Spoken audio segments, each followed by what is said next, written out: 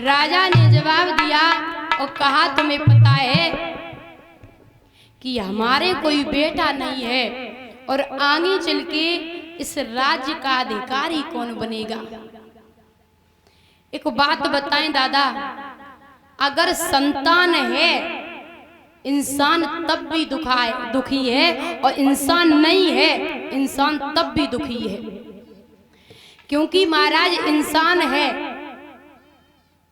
दुनिया में, कहते हैं ना कि अगर संतान हो जाए वो आपका कहना ना माने तो तब भी कष्ट होता है, और संतान नहीं है तो लोग संतान के लिए मरे जा रहे हैं। आजकल का जमाना ऐसा है कि महाराज हमने ऐसे बहुत से लोग देखे हैं ना कि जिनकी संतानें नहीं है, वो लोग संतान के लिए मरे जा रहे हैं, और जिनकी संतानें हैं ना वो लोग कहते हैं ना कि मैं संतान से बड़े दुखी है। अब आप बताओ इंसान कब सुखी है महाराज? पहला सुख जो कि निर्मल काया, शरीर में कोई कष्ट नहीं है, कोई रोग नहीं है। पहला सुख जो कि निर्मल काया, और दूसरा सुख जो कि घर में माया, और तीसरा सुख जिसके घर में पत्नी पतिव्रता, और चौथा सुख पुत्र आज्ञाकारी। ये चार सुख हर एक के घर में मिलने वाले नहीं है। नहीं यहाँ बैठे है ना, बता दे ये चार सुख हैं किसी को? दादा आपको है तो अच्छी बात है। वैसे हमने देखे हैं जो चार सुख कऊ के घर में नहीं है। शरीर से सही और घर में माया खूब होवे, और स्त्री भी कहना माने। अच्छा मैया चरण दबाती हैं सुबह शाम, दादा हाथ उठाए रहे।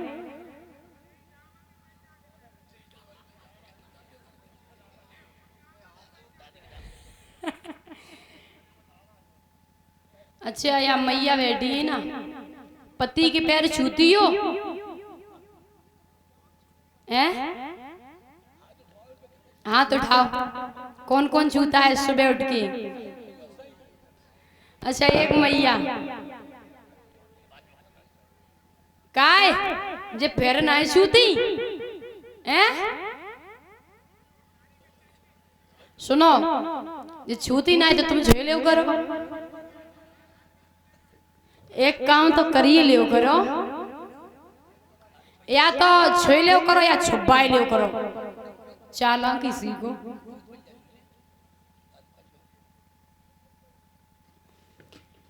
कहते हैं महाराज पहले मैया होती ना, पतिव्रता स्त्री के तीन लक्षण होते हैं। पहला जो पहले की मैया होती थी ना वो इतना घूंघट रखती थी।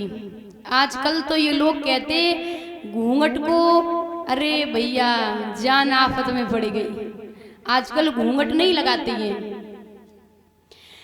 और कहते हैं महाराज पहला घूंघट और दूसरा पतिव्रता स्त्री के लक्षण हैं कि माथे का कभी सिंदूर कोई दूसरा पुरुष ना देखे,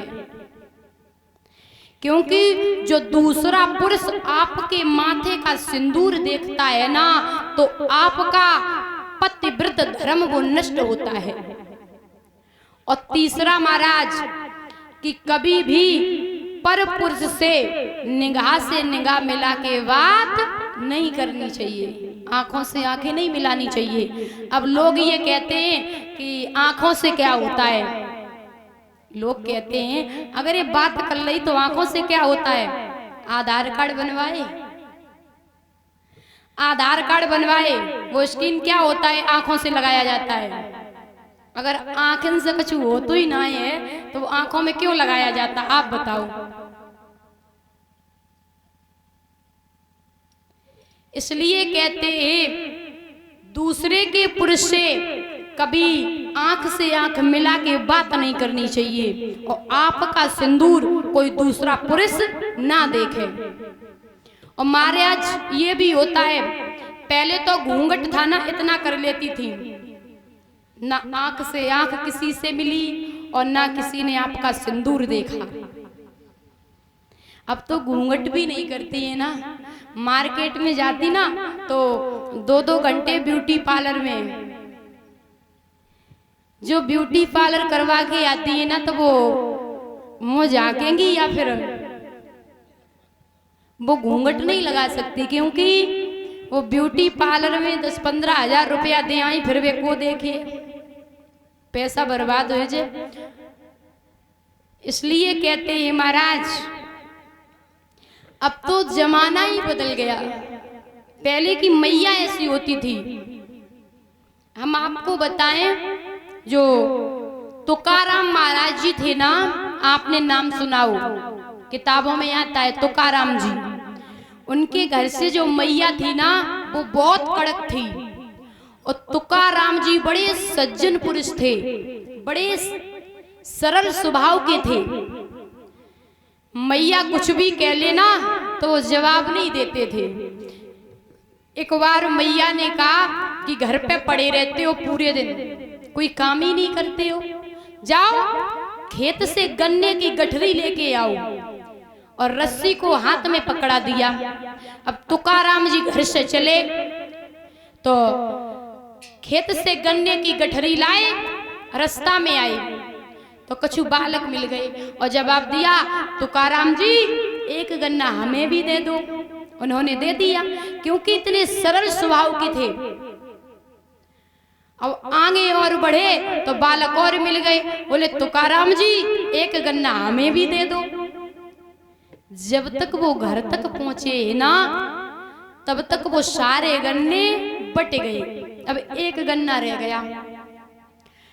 पत्नी दरवाजे पे खड़ी रही, तुकाराम जी आए रहे तो पत्नी ने देखा मैंने भेजा था गठरी लाने को, एक गन्ना आने दो। अब पत्नी बोली वहीं खड़े हो जाओ, पागल हो, अरे रोटी तो 10-10 15-15 खा लेते हो और काम एक ठीक से नहीं करते हो। अरे कैसा काम करते हो, कहा था गठरी लाने को तब एक गन्ना लेके चले आए हो। और वो गन्ना हाथ से छीड़ा और तुकाराम जी की कमर में लगा दिया तो गन्ने के 2 टुकड़े हो गए। अब तुकाराम जी कह रहे, देवी तू कितनी अच्छी है, कितने सरल स्वभाव के हैं। वो कह रहे, हे देवी तू कितनी अच्छी है। अरे मैं तो वहां से आ रहे थे, मैं मन में विचार कर रहा था कि मेरे पास एक गन्ना है, अब तू खाएगी या हमें खिलाएगी। अब 2 टुकड़े हो गए, एक तू खा ले एक हम खा ले।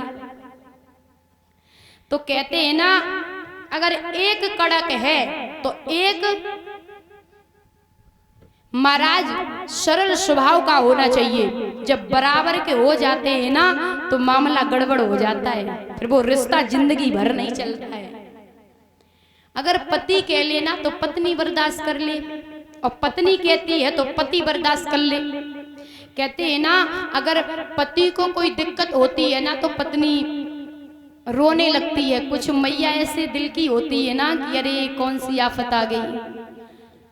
लेकिन जब आपको दिक्कत होती है तो आपके पति रोते हैं कभी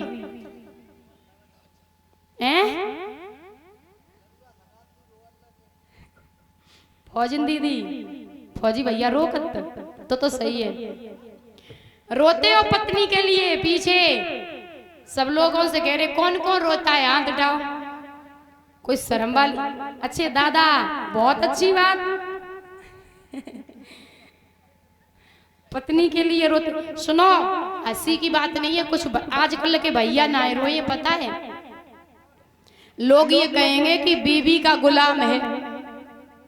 ऐसा नहीं है। हम आपको बताएं, मर्यादा पुरुषोत्तम प्रभु राम रोए थे सीता के लिए। सीता की खोज में निकले थे ना तो प्रभु राम रोए थे।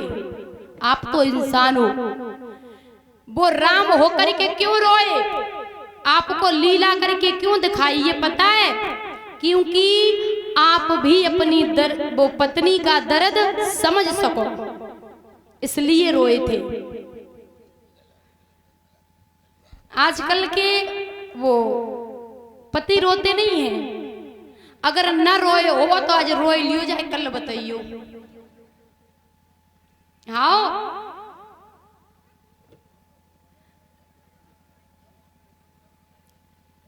तो ध्यान रखिए, आप तो इंसान हो,